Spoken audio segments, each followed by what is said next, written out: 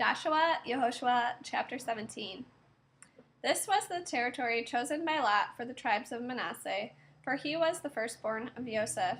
As for Machir, the firstborn of Manasseh, the father of Gilad, because he was a warrior, he got Gilad and Bashan. So the lot was drawn for the other descendants of Manasseh, according to their families.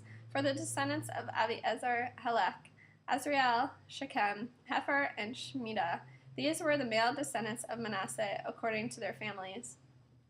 But Zelophehad, the son of Hefer, the son of Gilad, the son of Machir, the son of Manasseh, had no sons, only daughters.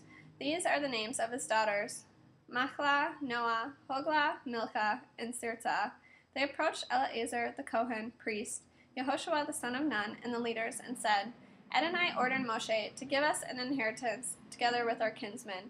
Therefore, in keeping with Adonai's order, he gave them an inheritance together with the kinsmen of their father. Thus 10 parts fell to Manasseh, in addition to the land of Gilgad and Bashan beyond the Jordan, because the daughters of Manasseh had an inheritance along with his descendants. But the land of Gilead belonged to the rest of the descendants of Manasseh. The border of Manasseh began at Asher and went to Michmatat, which is across from Shechem. Next, the border went along to the right to the people of En Tuppach. The land of Tuppach belonged to Manasseh, but Tuppach on the border of Manasseh belonged to the descendants of Ephraim.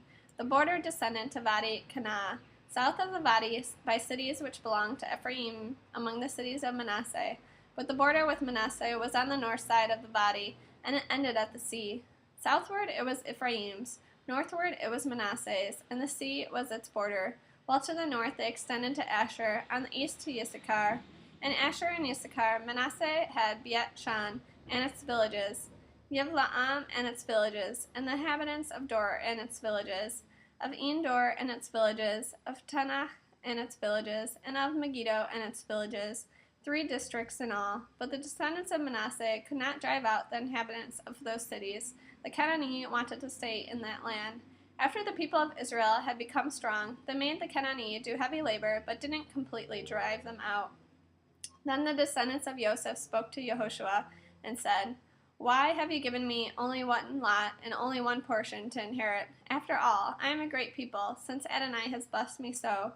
Yehoshua answered them, If you are a great people, go up to the forest and clear land for yourself there in the territory of the Perizzite and the Rephaim, since the hills of Ephraim don't give you enough space. The descendants of Joseph replied, The hills won't be enough for us, and all the Canaanite living in the valleys have iron chariots, both those in Beit-Shan and its villages, and those in the Israel valley. Then Yehoshua said to the house of Joseph, to both Ephraim and Manasseh, You are a great people with much power. You will not only have one lot, but the hills too will be yours. Although it is as a forest, you will clear it, and the resulting open land will be yours. You will drive out the Canaanite, even though they have iron chariots and are strong.